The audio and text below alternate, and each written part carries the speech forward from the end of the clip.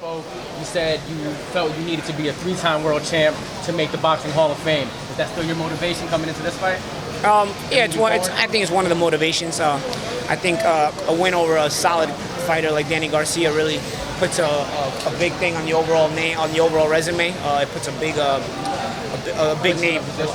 Yeah, you know, I think there's guys in the Hall of Fame that have probably accomplished less than me, and there's guys that have accomplished more than me, and then there's guys that are not in the Hall of Fame that have accomplished more than me, and they're not in there, you know. So I think one of the big factors people don't realize with me is the longevity of my career at the highest level. You know, some guys have a short prime. My prime's been going on. I've been at the highest level since '06, so my longevity has to be respected.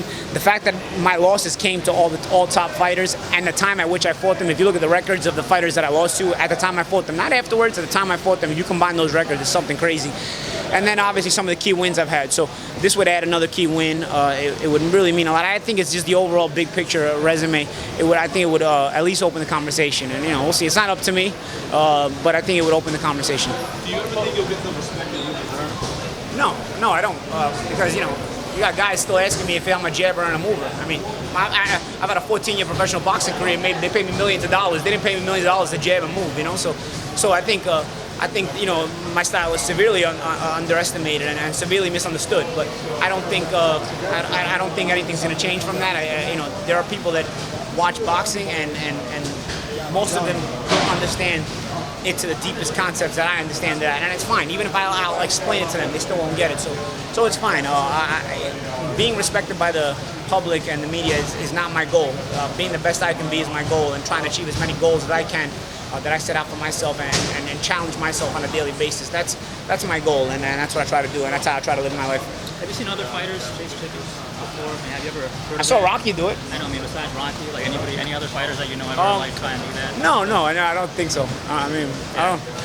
Like I said, I think it was more of a gag, more of a spoof. You know, I don't think they're really chasing.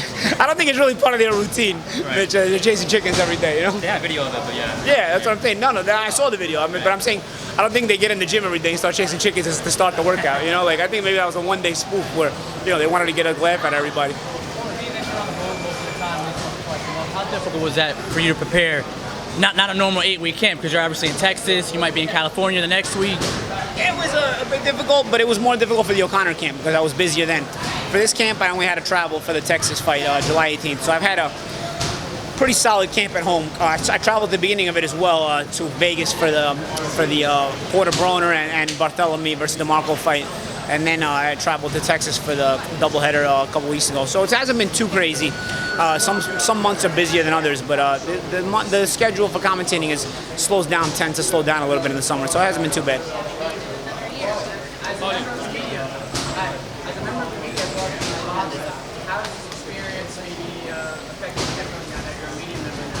I mean, it doesn't really. I don't really think of it like that. You know, I just, my job in the broadcast booth is one thing, and my boxing career is another thing. I don't really intermingle the two.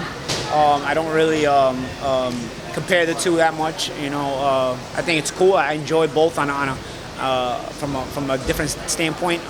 There's different vantage points to boxing in both, when it's sitting in both areas, but. I don't really make the comparison, and I have fun doing both. That's all I can say. Drake versus Meek Mill. Huh? You got it. Who? I said, who you got? Drake versus Meek Mill.